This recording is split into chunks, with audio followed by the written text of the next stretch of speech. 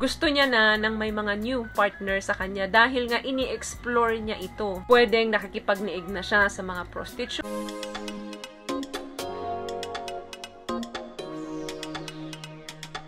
And for today's video is another concerned video po. Ang sabi niya, "Hi Miss Ting, sana mapansin mo tong comment ko at maging topic mo. Wala po akong asawa.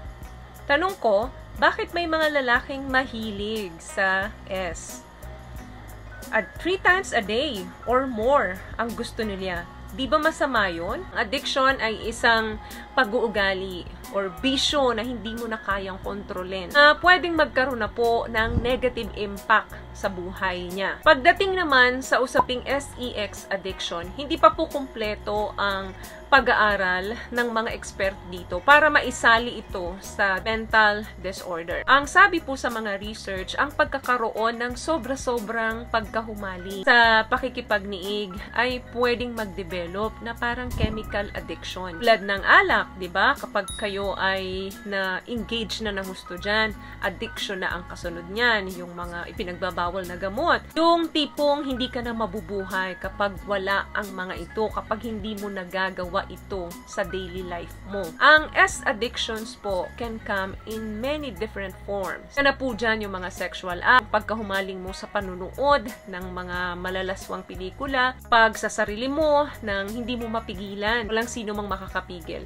Gagawa at gagawa ka ng paraan para magawa mo yan. Yan po ay ilan lamang na pwedeng may addiction ka na, lalo na kapag hindi mo na makontrol ang mga bagay na to. Wala po itong pinagkaiba sa addiction ng mga alcohol or drugs. May impact na po ito sa inyong physical health, mental health, relationship health, and quality of life. Ano ba yung mga signs para masabi mo itong kapartner mo ay nandoon na sa salitang addiction? Number 1, obsession. Ito po ay yung pagkahumaling niya pakikipagniig. Chronic na po yung kanyang mga desire. Naapektuhan na po yung ibang responsibilities niya sa buhay. Hindi naman po ibig sabihin na pag naghahanap ka ng pwede mong makaniig ay may addiction ka na. But if someone is spending excessive amount sa kanyang time and energy kapag dating sa S, pwede pong maging red flag yan. Number 2, feeling shame or depression. Alam nyo guys, may pangilan-ngilan na po akong na-encounter na ganito, na kinounsel ko.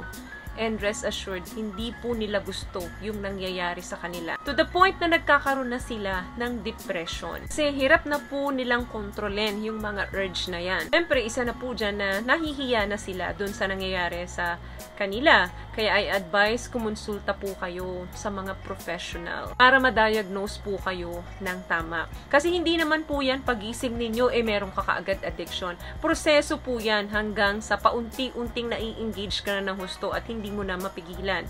So, ganun din ang gawin mo. Unti-unti mong alisin sa sistema mo hanggang sa ma-practice mo.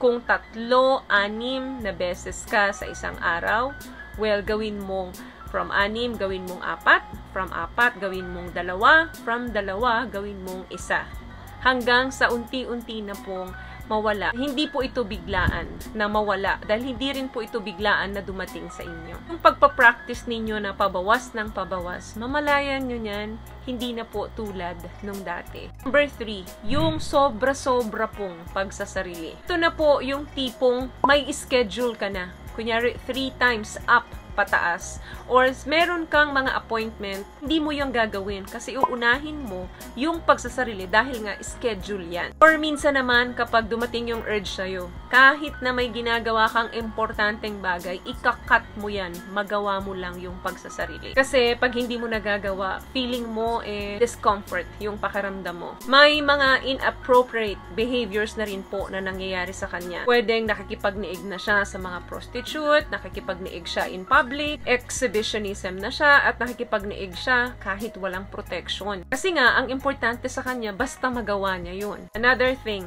cheating.